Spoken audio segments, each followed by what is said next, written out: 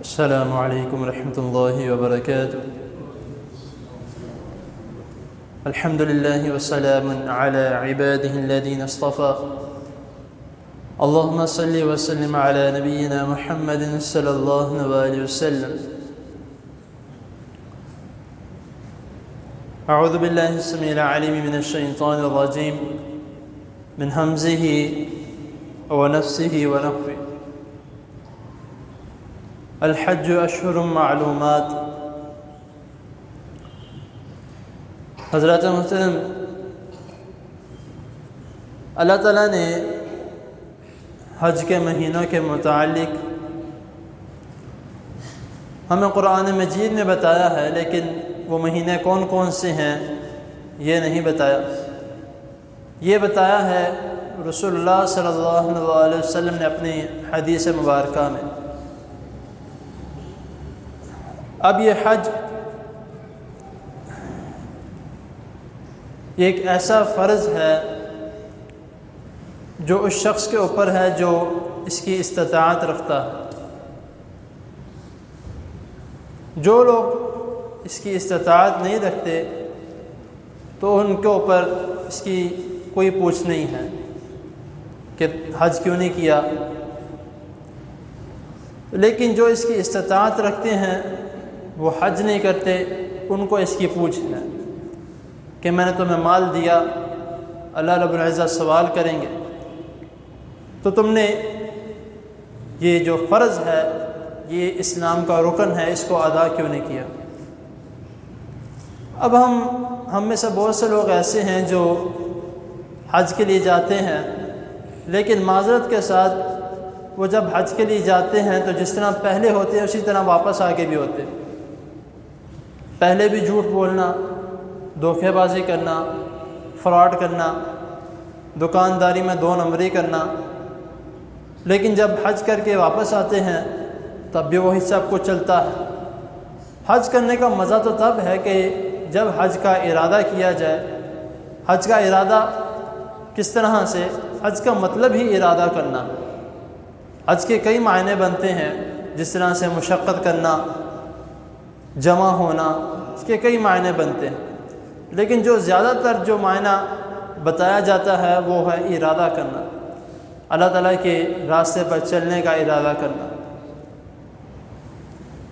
تو جب اس کا ارادہ کیا جائے تو ہمیں کوشش کرنی چاہیے، بلکہ ہمیں اپنے پر یہ فرض کرنا چاہیے کہ تبھی سے اپنے اندر تبدیلیاں پیدا کرنا. جس طرح اپنے گناہوں کی توبہ کرنا، اللہ تعالیٰ کا خوف اپنے دل میں رکھنا،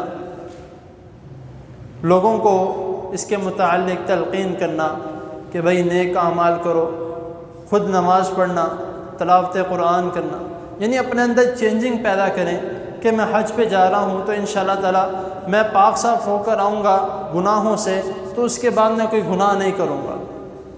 تو ایک شخص پہ حج پہ جا بھی رہا ہے اور وہ دوبارہ اس کے اعمال اس طرح کے ہیں تو پھر یہ تو زیادتی والی بات ہوگی خود کے ساتھ کہ اللہ تعالیٰ نے ایک اتنا بڑا موقع دیا.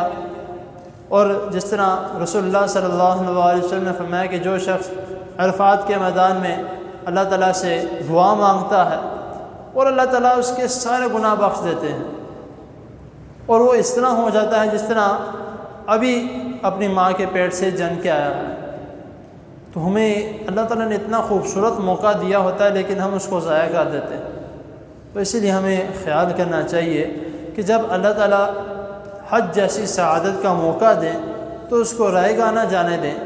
اس کے لیے جب ارادہ کرے تو تب صحیح اپنے دل میں اس کی تبدیلی پیدا کر لیں کہ میں نے گناہ نہیں کرنے، اللہ تعالیٰ کا خوف دل میں رکھنا ہے، کسی قسم کا کوئی فراڈ نہیں کرنا، دکانداری میں 2 نمبری نہیں کرنی، ہر قسم کے گناہ سے بچنا ہے، ہر قسم کے جو کوئی آپ کی طرف گناہ کے لیے کوئی مرتکب بھی کرتا ہے آپ کو اس سے بھی بچنا ہے.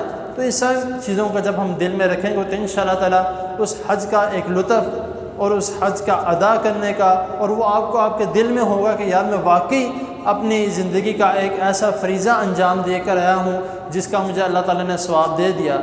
اکثر لوگ پوچھتے ہیں کہ کوئی عمل قبول ہو تو وہ کس طرح پتہ لگے گا عمل قبول ہو چکا؟